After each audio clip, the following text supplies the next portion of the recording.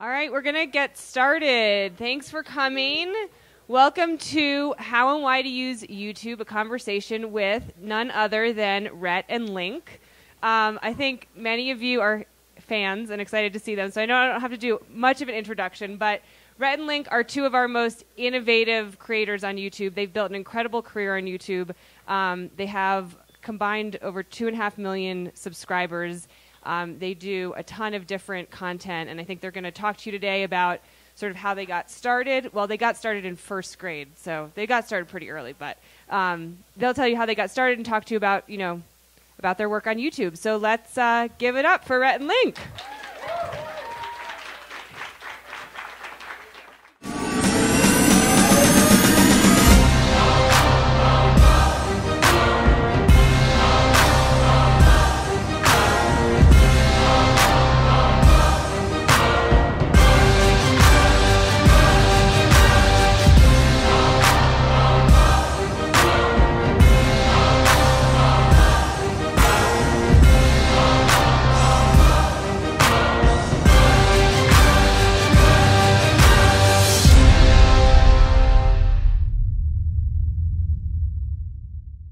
Thank you. All right. Good one, Rhett. Well, it's not going to get any better than that. That was just a montage of all the best, and so it's all downhill from here. All right. So basically what we're going to do is we're going to screen. That's what you say here at a film festival. We're going to screen some of our films, 5 of which are all YouTube videos. Yeah, they're all videos. They're all short. Actually. If you don't like them, they'll be over pretty quickly. Then there'll be another one after that. So we'll kind of give you guys a flavor for the different types of videos we do, give you a little bit of background, but then leaves a good amount of time for some Q&A, some conversation. Yeah, so a couple of things up front. First of all, we're going to do a very douchey thing at the end of this, and as soon as it's over, we're going to be whisked away in a car. And that's just because we have to get to the airport. It's not because we're trying to seem important. Well, it's going to be an avalanche, but a I'm Chevy take Avalanche, so, yeah, that's not too douchey. Yeah, it's an avalanche. We're getting in the back of it. So not to be rude, we will be just kind of exiting very quickly, probably like 5:55. But we also want to make it very informal. We're going to show these videos and give a little background, but then we want as much time for a conversation. So be thinking of the Q's so we can give the A's, or else it's going to get really awkward and we're all going to be staring at one another.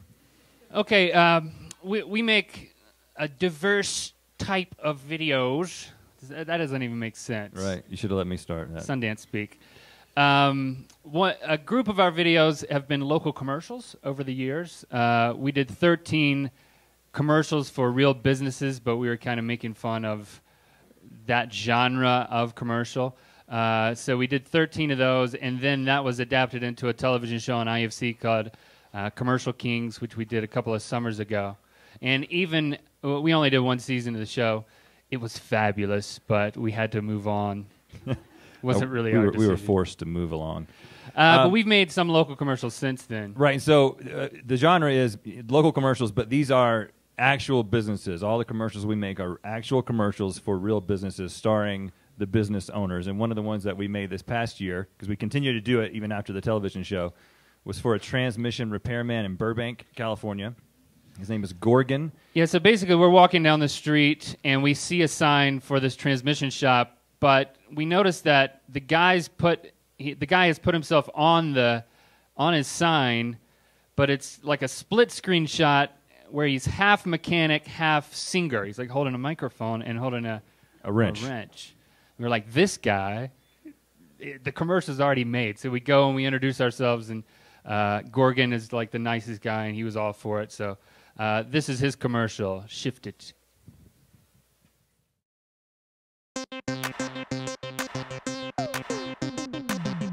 Hey baby, how is your car run? Do you have a trouble with your transmission? Shift it in forward, shift it in reverse. Domestic or foreign, I please you with my service. Shift it in forward, shift it in reverse. Domestic or foreign, I please you with my service.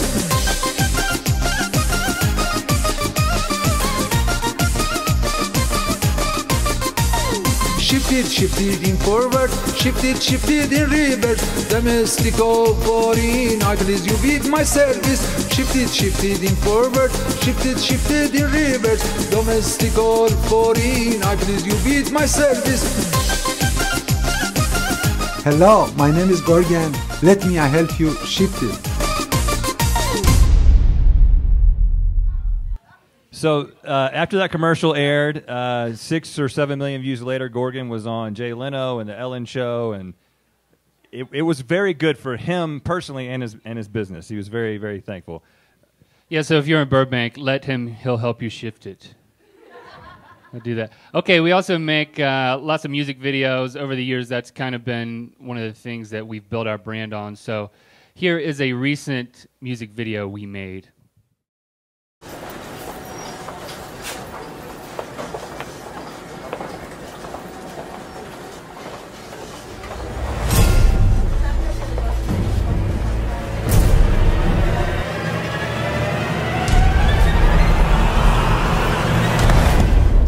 What do you think you're doing, nerd? Did you just call me a nerd? Geek? Yeah, nerd. Yes, I am a nerd, bookworm. I'm studious, from my cerebral cortex to my gluteus. Back in kindergarten, I aced my college entrance exam. Now, I'm no rocket scientist. Oh, wait, I am. When I pour my alphabets, I get nothing but straight A's. My retainer and headgear connect to a back brace. I got a pocket protector. I broke my glasses on purpose so I could tape them together. Run back to Reddit and type stuff no one will see. You're a geek. That means you're just a hipster wannabe. That's right, I'm a geek. I've got brains and a personality. I wear my glasses sincerely and my t-shirts ironically. There's some things you can't learn in a class, or else I'll sign you up for intro to how not to be a social outcast. You're just so early 2013. I was the cool form of uncool before uncool became a thing. I use an app to pair pork with the perfect Bordeaux. Too bad there's no app to neutralize your VO. While you're lost in Second Life letting your fingernails grow long, I'll be syncing up my iPhone, tablet, TV, and your mom. Sure, grooming's not my thing, but I don't care. I look so good in chainmail that it's not Renaissance Fair. Doesn't LARP stand for loser and reject party? I'd rather cosplay with hotties than play fake army. I tried Dungeons & Dragons once and I died of boredom, but I'll still kick your Assassin's Creed post-mortem. Mario Party's the only one you get invited to. Your life is like Skyrim, an endless quest of solitude. Ooh, you beat Angry Birds. You're not a gamer cause you battle your friends with words. You click on cute icons, I execute commands. Do you really need a genius to teach you GarageBand? I landed the first Rafflecopter and took in orphans when I was 12 cause I'm an early adopter. I can wear Google Glass without looking like a dweeb. Okay, maybe not, but I can yelp with some good footy. You need 16 gigs of RAM to watch a Steve Jobs doc? I keep an actual RAM in my PC. His name is Spock. I'm a new console. Your face is birth control. I troll brony sites. You look like an actual troll. I'm fluent in C++. See, you just suck. Can your iPhone autocorrect your dumb haircut? Hold on a second. Let me tweet this infographic I made that illustrates the fact you'll never get to procreate. I just haven't met a woman of a high enough caliber. The only dates you have are on your Google calendar. You're losing this battle. Your foam sword won't help. In the future, you'll randomly access this memory and crap yourself. Did I mention I built a dancing robot? No one gives a Shatner about their skinny jeans. Do you even know what URL means? You don't know what you're talking about. You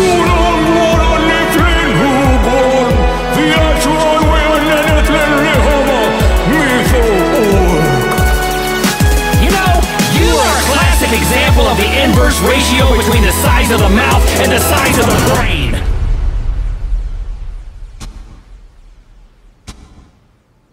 I had to talk Rhett out of wearing the He-Man costume here. I was like, it's going to be cold, and I'm going to be with you, and I don't want you to wear that when I'm standing beside you. It didn't take much convincing.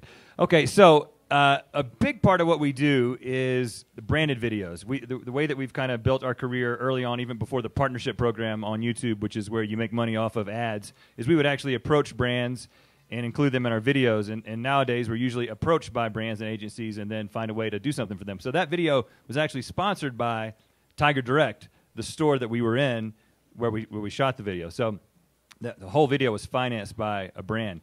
So that's a big part of our business. And what's the next one we have that's... Well, over the course of the past year, we worked with Axe, thanks to Rhett's here. Yeah.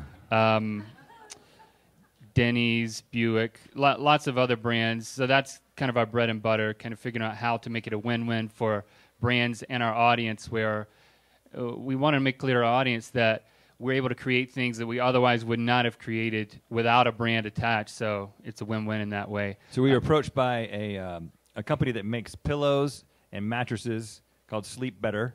And we made one video for them a few years ago, and it went well, and they re-upped and wanted a new video. So they just wanted something sleep-themed that would direct some people to a website. So we came up with the idea to create 2 side-by-side music videos that it's a music video version of the Spot the Differences thing, like you see in old highlights magazines where you spot the differences between 2 pictures. We decided to create a music video with the same principle at play. So we shot 2 independent music videos, and they're going to play side by side, and then people had to go to the Sleep Better website in order to enter in their guess for how many differences there were, and then they could win something. So this is a game for you Yeah. to play now. Whoever gets closest wins adulation from us for like a second. So spot the differences. This is let's see. Well, you got to tell them what the differences are and aren't. Okay. The differences are in costuming, set design, and props. So the challenge for us was to shoot the music video twice, having changed those things, but keeping the choreography basically the same. So I mean, there's obviously slight differences in choreography, but see if you can spot the differences.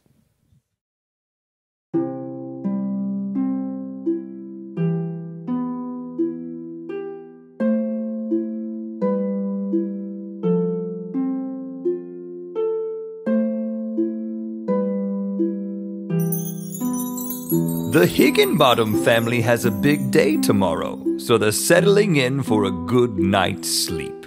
Little Lacey, little Tommy, Mommy and Daddy, and Grandpa. Sleep tight, Higginbottoms. Sleep tight.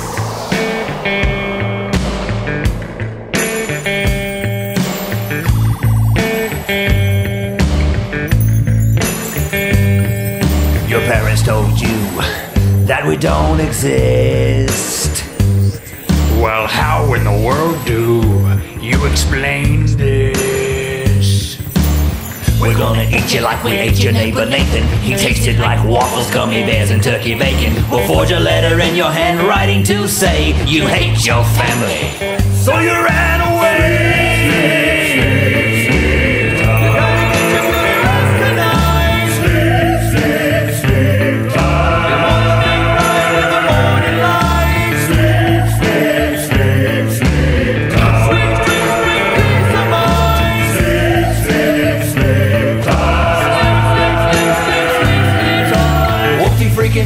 Who lost a tooth today? You've done nothing, but you expect to be paid. I bet you don't even know what we do with the tooth. We grind it up and they put it in fast food, and the money that we leave behind isn't even real. It's printed on an inkjet, a counterfeit bill. Sleep, sleep, sleep, sleep. You gotta get your beauty rest tonight. Sleep, sleep, sleep.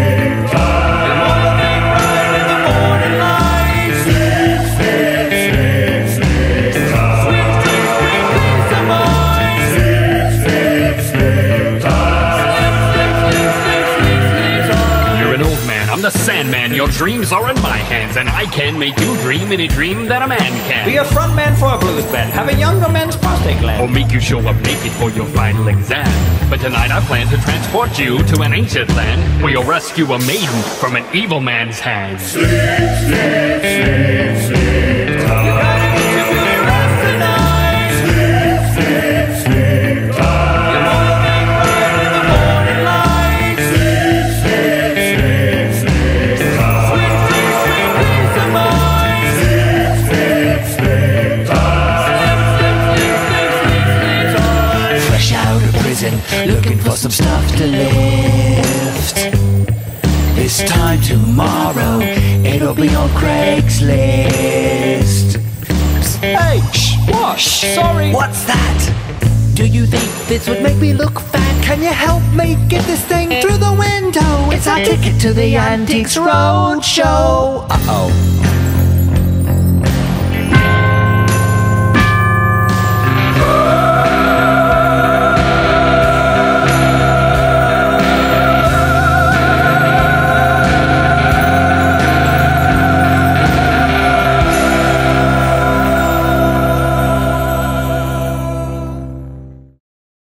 Okay. Who thinks they know how many differences? You were like whispering to your husband the whole time, hey, there's a difference. How many do you think? How many did you count? I would say at least 25. At least 25. Any other guessers here?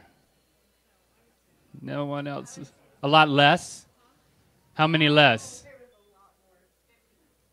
Saying 50, 10. There were 87.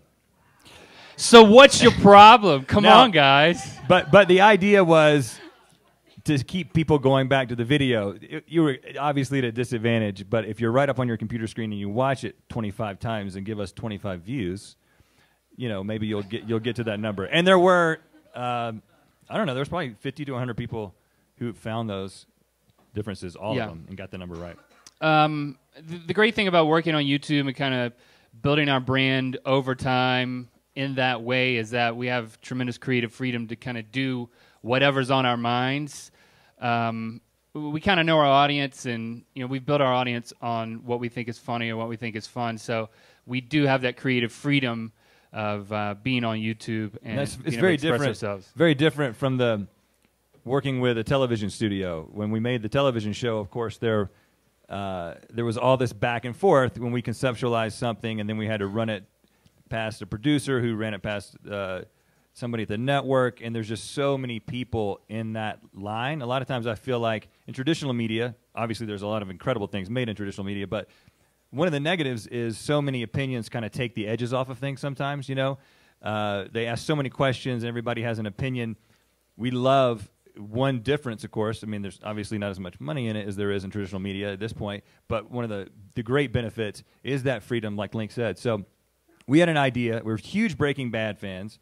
We had an idea to make a middle school musical version of Breaking Bad, because that is something that would probably never actually be done at a middle school. So we cast some kids in L.A. and wrote some music for them, and this is Breaking Bad, the middle school musical.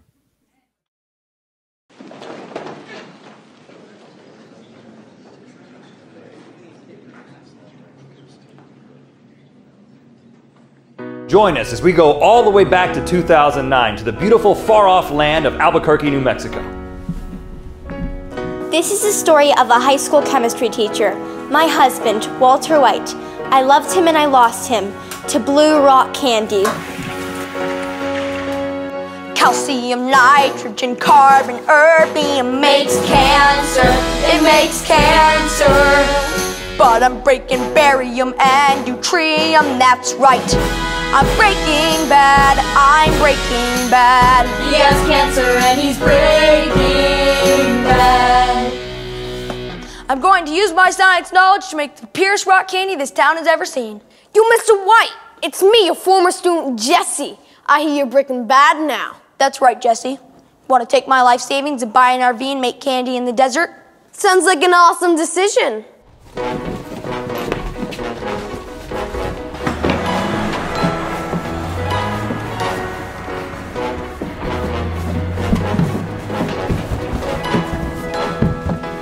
Now pay attention. This is my method of making the purest rock candy. First you take the pseudoephedrine and the red phosphorus and add the hydriodic acid till the mix is prosperous and it's producing fumes that are both dangerous and noxious. Jesse, pay attention please and tell me truly, have you got all this? Yeah, science. Yo, Mr. White, you sure this is candy? It is. Take a look.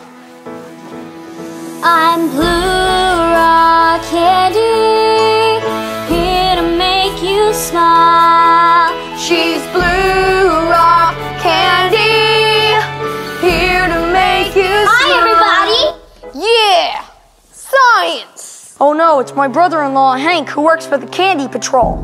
Hey, Walt, what's going on? You making candy? No. Why don't you go start a mineral collection? That's a great idea.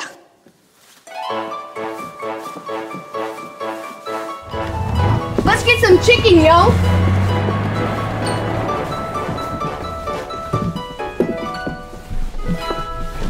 Hi, my name is Gustavo Fring, and I would like to offer you gentlemen the opportunity to cook candy in a candy super lab. I don't know. Are you chickens like the chickens in my chicken restaurant. Wingless, bigless, headless, don't know what the you want. Are you chickens like the chickens in my chicken restaurant? Are you men who eat the chickens in my chicken restaurant? If you're men who eat the chickens in my chicken restaurant, then eat some chicken. Ha! In my country, eating another man's chicken is as viable as a signed contract. No backsies, no backsies! Hey, Walt, you know that guy, Gus Fring? Dude, are you okay? Can you just get me some coffee? Of course! Coffee gets rid of tears.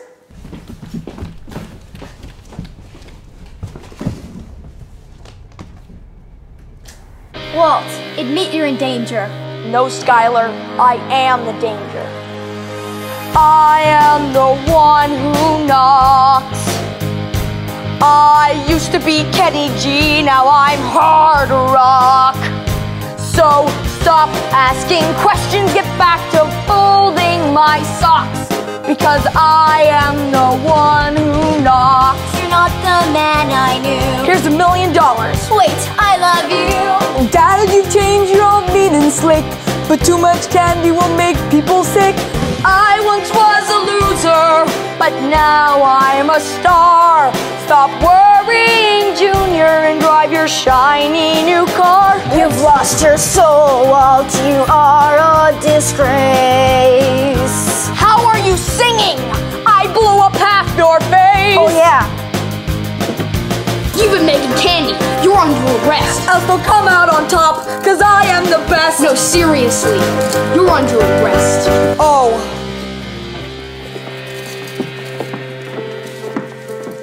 We're so glad that Walt broke that. Though my marriage is a sham, And I'm estranged from my dad. I'm Breaking Bad.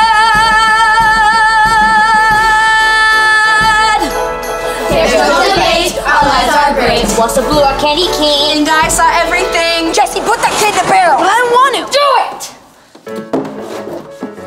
Everyone sad. But we won 5 Emmys. Rad! We're Breaking Bad. We're Breaking Bad.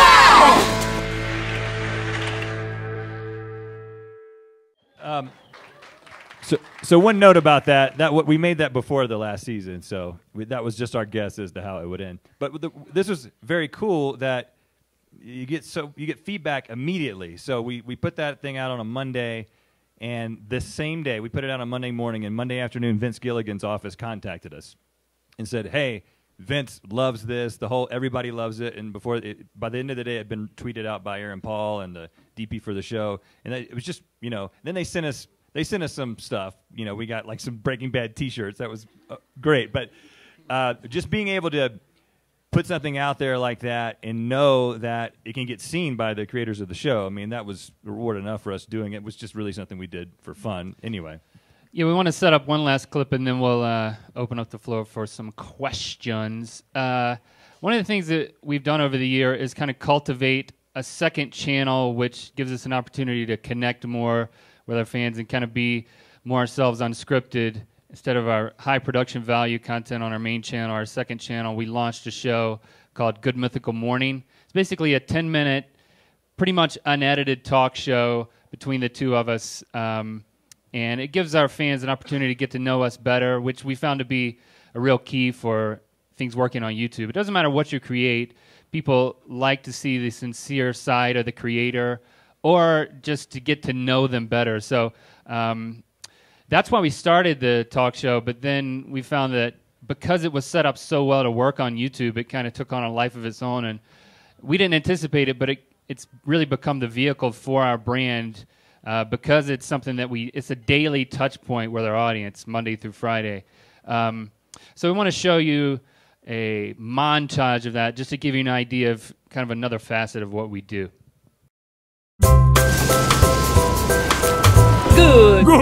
Good. mythical morning. Hey kids, we've got a bunch of cool ways you can rebel against your parents. You won't believe these sports exist, but they do. This is what the social timeout is for. It's moist and raw right now. Oh, it was a little different than I expected it to be. We ate food out of a toilet and paid for it. Science is happening on my face. Whipped cream Wednesday! Do you want me to tell you how to treat a facial injury? Wait. Is that a threat? I can't take it back now. This is a one-take thing. Huh?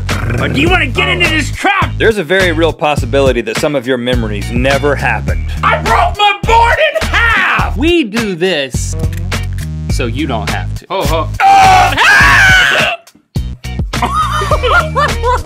Our friendship is over, man. That's cold wine. What? What? Did you see that? I hate whoever's idea this was. Oh. Okay, so that's Good Mythical Morning, Monday through Friday, every day. We've done about 365 episodes of that show now, 5 seasons. We stop down because there's obviously you can see there's a lot of work. We have a lot of fun, but doing a daily show, it ends up being a lot of work. But like Link said, it's become this thing that if people will come up to us and say that they're fans, almost always they'll mention an episode of Good Mythical Morning. That's kind of become the thing that people identify us with, not just the bigger videos that reach out to a larger audience. And that channel alone is about to reach 1 million subscribers. It was and it was really a side project. And then we saw how well it began to work within YouTube as a community building thing, as opposed to just a show that is distributed. Okay, so that's all we've got. Now it's your turn. If you have any questions for us, starting right here, I'll repeat the question. Okay, can everybody hear? I know I don't know if you wanted to. Okay, you've got how old are your kids? 15 and 12. They're inventors. They have patents. You've developed a show that's basically the kids' version of Shark Tank around that. And your question for us is, how can we take the idea and make all the money for ourselves, leaving you bitterly in the dust? Yeah, right. Do I have it right? That's right.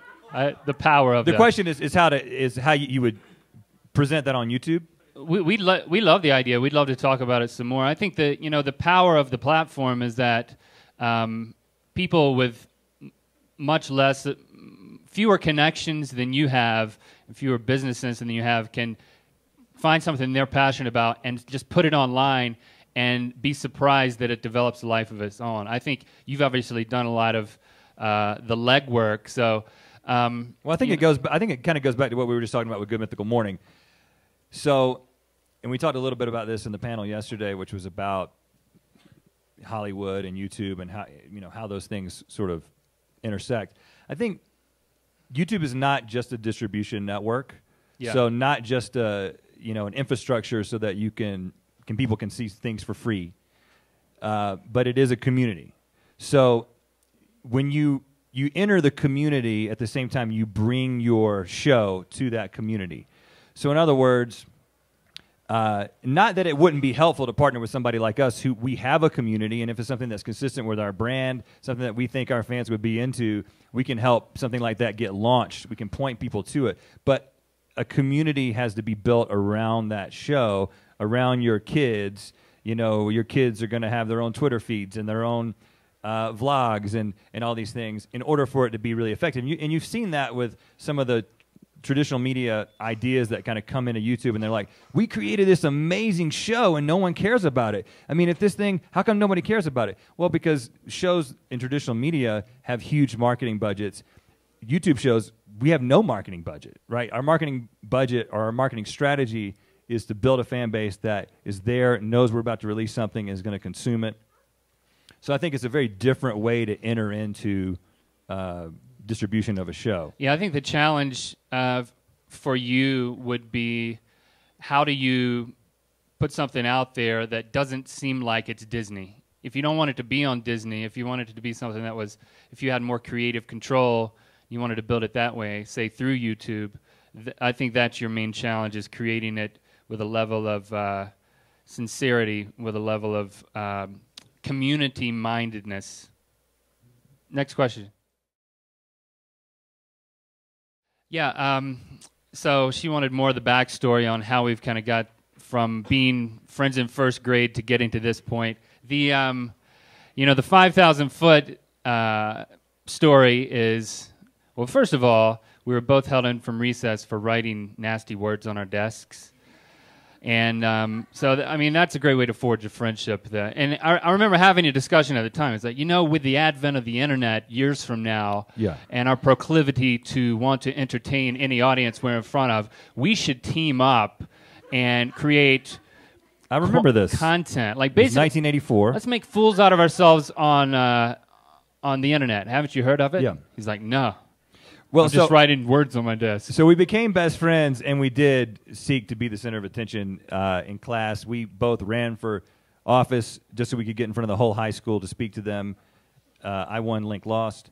So I didn't have to do any work. Yeah. I got what I wanted out of it. Yeah. Later on, we were doing live comedy. So we were writing funny songs, performing them for friends. We were making videos. But again, there was no opportunity to distribute these things beyond just the people that we knew or small groups that we were doing things for. And then 2006, YouTube comes along and becomes this place where people can put videos. And we actually had a backlog of videos that, they found their way onto YouTube. We had a website. People would take them off our website, put it on YouTube. They'd get one video, got same amount of views in a day that it got on our website all previous years. So it was like, maybe there's something to this YouTube thing. So we started to develop content specifically for that and build an audience there and get the immediate feedback and kind of factor that into what we wanted to create next. A lot of it was music videos at the time. Facebook Song was our biggest music video. I think it's still our most viewed video ever. So that went really big. And right about the same time, just through a weird series of events, when there was a time back in like 2007 where people started making TV shows that featured YouTube videos, and we, through a long series of events, ended up hosting that show. It was filmed in LA. It was on the CW network. And at that time we thought, all right, we're going to be TV stars. That's it. This is what we're going to do now. And the show was horrible. Yeah, but then we watched the show. We were like... We watched one episode, and we were like, this is going to end very soon. And it did. And then we were like, okay, well, how do we just... we know how to make YouTube videos, but there's really no way to make money off of those. So we started cold calling brands. We would visit websites. We would find an email or a phone number, and we would call them, and we'd be like, we make funny videos. We'll put your brand into our video. Let's work out a deal. And we had enough people say yes in the early days that we started a business doing One that. was Nike, but it was really just some dude named Nike. That's actually just total lie. Who would be named Nike? So it's like a Greek mythology, right? No, hold on. I'm talking Greek mythology here. No, you have a follow-up question. Yeah. So we started, once we kind of got rolling, we've always been told, and this is true, you should post at least weekly content. You should have a schedule. We never have, other than Good Mythical Morning, because we've never done one thing. We've just done, when we have an idea, it's always like we're reinventing the wheel and starting, like Spot the Differences. You can't do Spot the Differences. It took like 4 months to plan that video. You can't do that every week. So we've never done that. So we on our main channel, we just post as often as we possibly can, and we're always working towards a weekly schedule, which hopefully we will get to finally this year. And then we do the daily videos on the second channel. But it was just basically when we had something ready to go. Yeah, at least once a month, probably twice a month on average. Question here, then here. What kind of cameras and software do we use? Many different things over the years. At this point, I don't even know anymore. So I'll let Red answer that. We shoot most videos on a Panasonic GH3. Which is like a Lumix, small, very affordable, like a $1,200, $1,500 camera. Some of the more highly produced music videos are shot on Red. And then we edit on Adobe Premiere because our lead editor, we used to do everything ourselves. It was just the two of us, and we would have like one assistant. We did that for about 4 or 5 years. This year, we've been able to start a studio in Burbank, and we have a number of employees and full-time editors and stuff. So we're able to not do every single thing ourselves, but we're doing Premiere because that's what our lead editor knew best. Do you have an answer? We could have different answers. I think the buffet song is our shared favorite. Okay, yeah. That's my favorite too. We went to we did a road trip sponsored by Alka-Seltzer across America. 21 videos. It was Cha-ching. one of our first ever sponsored video series, and they were like, go across the nation and do food themed videos. 21 of them over the summer of 2008. And we went to a casino in Las Vegas where they had a buffet, and we were like, let's just interview people talking about the buffet.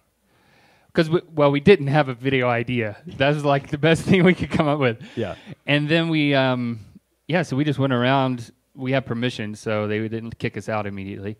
And we're like, okay, describe a buffet to me as if I were an alien. Never seen a buffet. Like, I want the details, the intricacies of it.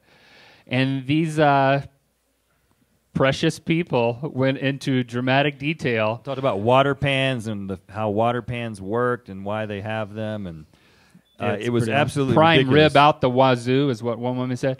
So we brought this footage back, and we had to make a video. So then we decided to take the best lines and then make those the verbatim lyrics to a song. So then we wrote the song using their lyrics. So in the music video, you'll see their interview. They'll say a line, and then we'll sing it, kind of thing.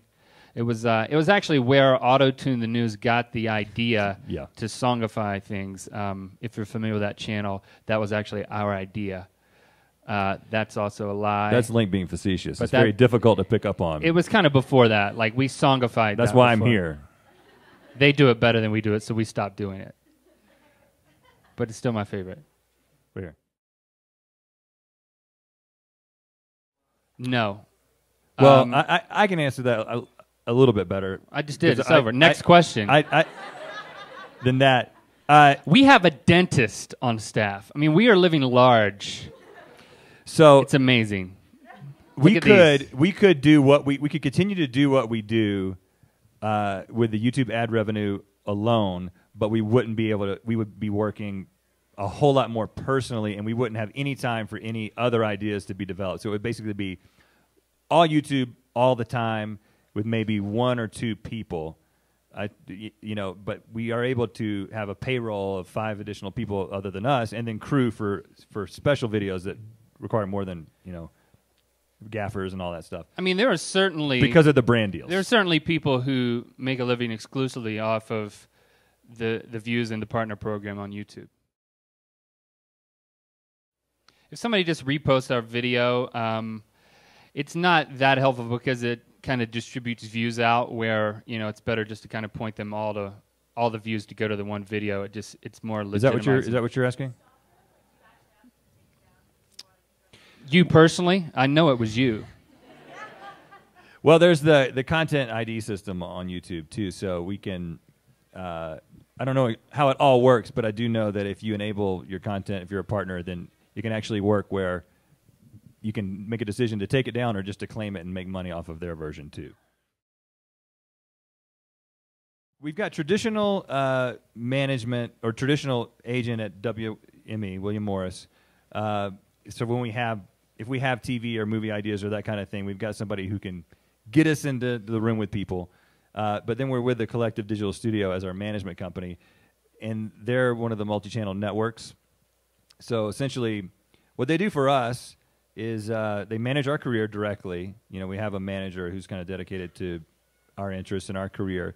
But they also, when Alka-Seltzer, or Bayer, really, the company who owns Alka-Seltzer, approaches us, they're like, there's not a lot of confidence when they just approach two guys who have this little boutique kind of business, especially back in 2008 when it was just 2 of us in a basement in North Carolina. It helps to have some traditional salespeople in place that can kind of respond to proposals and put our ideas into a way that makes sense to an agency person. So that's kind of how our business works today, is that we don't talk directly to the agencies now. We have our management company that kind of handles that. And the agent is kind of there just when we have an idea that kind of is a little bit bigger than our YouTube channel. And our dentist is also our bodyguard. Next question. Right. Okay, insider question. On an episode of Good Mythical Morning, we talked about strange Christmas traditions around the world. One of those traditions, I don't even remember. Where is the... somewhere in Scandinavia, right? Yeah, it's a Scandinavian tradition to have what they call the poop log. It's a long story. Your question was, have we actually done that?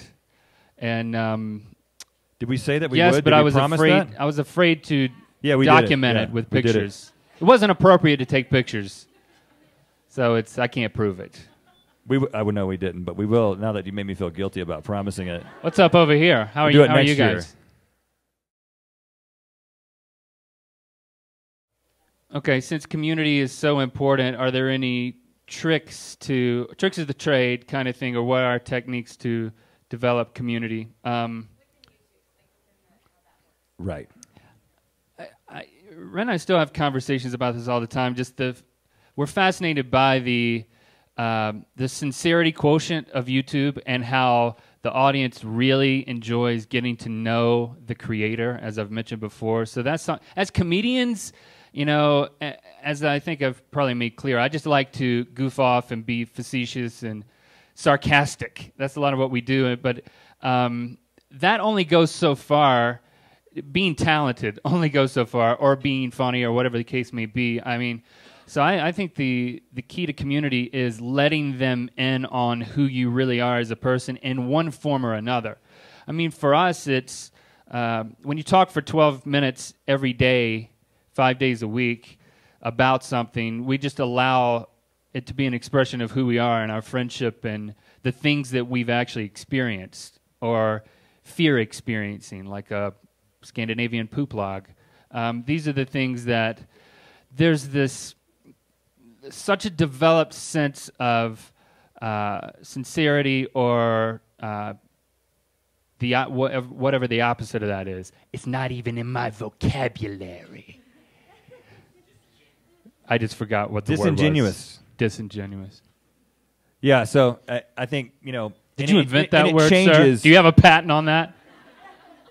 And it changes as YouTube grows. How to engage in the community changes. It was different when we first got started than it is now.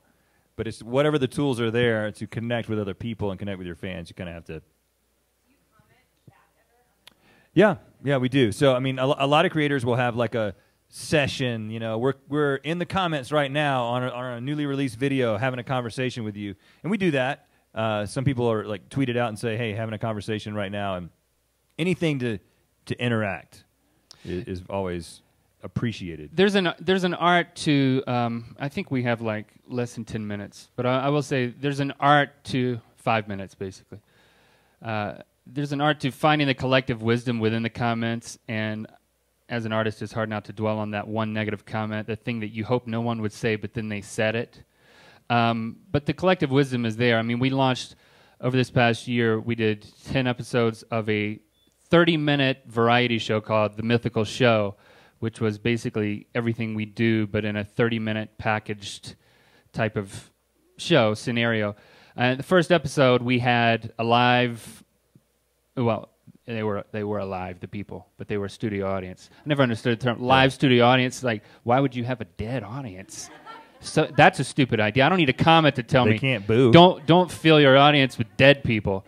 But the comment said, don't fill your audience with an audience. We want to be your audience, and if you're catering to people in the room, you're not connecting with us. So episode 2, we nixed the audience. Yeah, we did murder them. Yeah, actually. we did kill them, actually.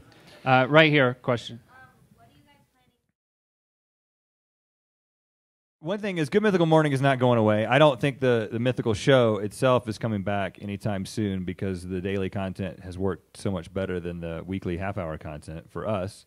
On the main channel, like I said, we're trying to get to a place where we've got weekly content, and so that requires us to not always have really big ideas, but to have some smaller ideas that are easier to produce. What do you want? I think that's really what this is all about. What's our creative process? What's our inspiration? A lot of arguing. We have engineering degrees, so I think we, to a fault, we approach our creative endeavors as if they were math problems. Like, okay, we have this idea, we think it's really good, and obviously there's only one solution to this. So let's argue for the next 2 hours until somebody gives up, or no, we don't usually give up. I mean, there's lots of arguing, but it kind of settles to an agreement. And if there's a third party there, sometimes for whatever reason there's a third party there, they get kind of quiet and uncomfortable. Kind of like and then you guys right now. And eventually they just leave. So there's a lot of just making sure that, and this is also, we've gotten a lot more. I mean, we hate all of our old videos, and I think that's very typical of anybody. But you're like, why did we make that decision, and why did we stop there instead of actually making it funny? And I know we're going to say the same things about stuff that you just watched that we're actually currently proud of.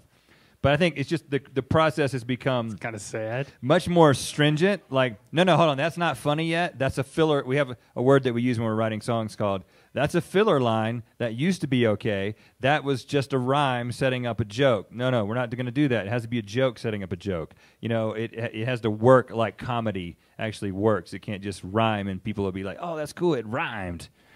So I think it's just the creative process has gotten a lot more intense. Okay, you may be the last one. 2 more. Thanks, Gwen.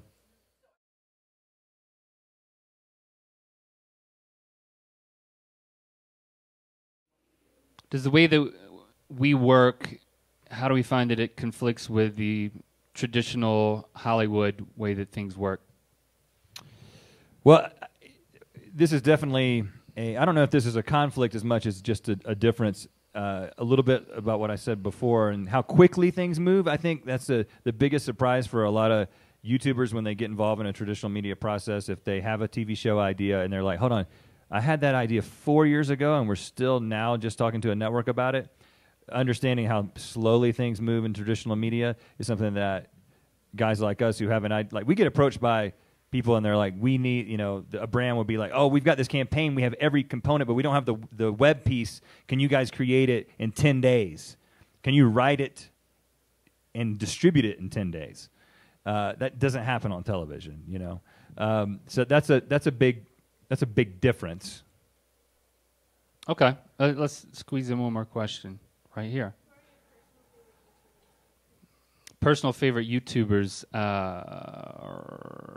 I don't really watch much YouTube. Julian Smith is a great friend of ours and also great creator. He's going to be making more videos this year. Yes, he is. We're like everyone. We're big fans of Grace Helbig. She's a friend. She's one of the funniest people on YouTube. Lots of others. We should probably have an answer to that question that's better than just 2. Julian and Grace, they're our favorites. Only 2. Okay, guys, so basically we just want to thank you for hanging out with us. If you have any sort of business inquiry or anything like that, since we're not able to hang out and talk, like I know with your question, the way to reach us is through business@rhettandlink.com. If you forget that, go to our website, scroll to the bottom. There's contact information there. We will read that, or someone more important than us will read it, honestly.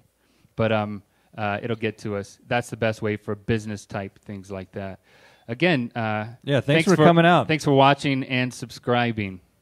And sorry we've got to run.